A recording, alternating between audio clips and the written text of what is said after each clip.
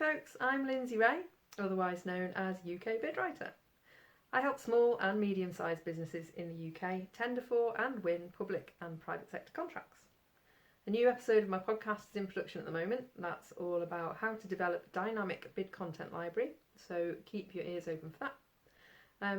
Today, just some ponderings really about what's being called in many places the Great Resignation, and how probably in a shorter space of time than any of us expect, it's going to start to affect not just how we recruit and retain staff, but also how we write about these new ways of working in our tenders. So I talk a lot about trends in tendering, and I think it's important to understand that what I mean is trends in the truest sense, as in the general direction something is moving in, rather than here today, gone tomorrow, fashions or fads.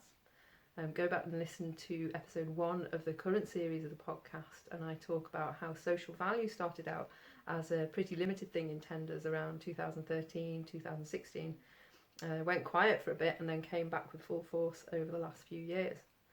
Social value as a theme is absolutely here to stay, and it's likely it will become even more enmeshed with the business of bidding for and winning contracts in the very near future. Now, one of the things I think we're all pretty used to talking about in our tender responses is recruitment, and to a lesser extent retention. In recent years, we've also seen an increase in questions about things like providing a real living wage over and above the minimum wage. And of course, there's that whole other side of it with certain contracts, TUPE, but I think that is a subject for another day. For recruitment, until very recently, we've been looking at it, understandably, almost solely from the employer's point of view, how to find the best candidates, make sure they have the right skills and experience and so on. That's going to remain, obviously. No one wants to see a reduction in the quality of candidates, but there will be a move towards demonstrating what your strategies are for attracting and then keeping the best candidates. That'll be salary, of course, and I think we're all fairly clear now that wherever possible it'll include remote and or hybrid working, but I think there'll also be more focus on professional development opportunities, personal development subsidies, and individual and company-wide performance-related bonuses. I think the days of us and them are happily starting to come to a close, and I think that offering employees a genuine stake in the business will increasingly become a thing, as will employee ownership as a business model. Beyond that, a big draw, I think, will be something I'm calling personalised flexibility. And that's the understanding that some of the standard benefits currently offered by many companies just aren't cutting it for a lot of employees. As family models continue to change, paid leave, currently reserved it seems only for some parents in very specific situations, will need to broaden its remit to include care for a wider range of dependents. As remote or hybrid working in certain sectors becomes more normalised, I think we'll see those benefits that are localised around the company HQ, in-house gyms, posh coffee, desk-side neck massages, will be complemented by, say, membership of the employee's own choice of local gym and other at-home perks like Friday donut deliveries and so on. That said, I don't think you can take your in-house gym or foosball table out of your city office just yet, not if you want to keep some people coming in some of the time. Questions in tenders about working hours at the moment seem to be generally just a tick box or a paragraph or two to make sure you're following working time regulations. I definitely foresee working hours being quite the hot topic in the future, yes, on the regulation side, but also, again, as a retention strategy. And when it comes to writing tender responses, it'd be easy to think, well, we'll just lob a line or two into the tender about what we're changing and how great everyone thinks we are. But I think that's going to turn out to be a little bit short-sighted. If any of or all of those predictions pan out, and to be honest, I don't think we're even getting started just yet, it's going to transform almost every area of your tender response.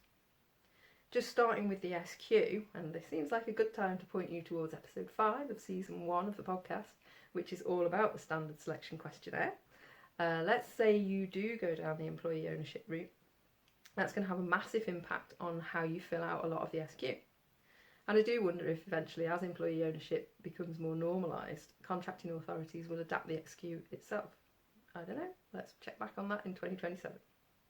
Moving on to the quality question stuff, almost everything will need considering. Recruitment and retention sections, sure, that seems pretty obvious on the surface. Put in all these new ideas and demonstrate how they attract and help to keep great staff. But ultimately, are you going to have to rewrite your actual recruitment policies? If you recruit mostly staff locally at the moment and have them working in-house, what about when you start recruiting more widely for fully remote positions across the whole of the UK, Europe or beyond? How are your recruitment policies and practices going to reflect differing regulations and best practice across continents?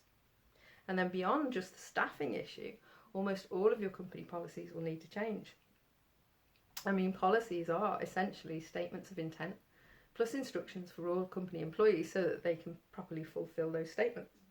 How is your full suite of company policies going to change? And how will you then need to reflect those policy changes within your tender response?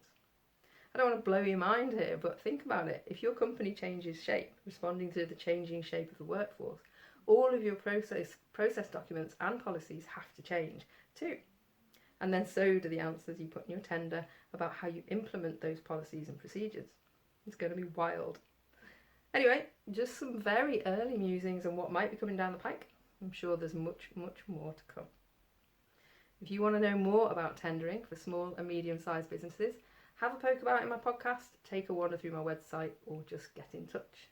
I'll put a bunch of links in the show notes, and do check out my new brochure too. I'm Lindsay Ray, otherwise known as UK Bidwriter, offering specialist expertise to UK SMEs. See you next time.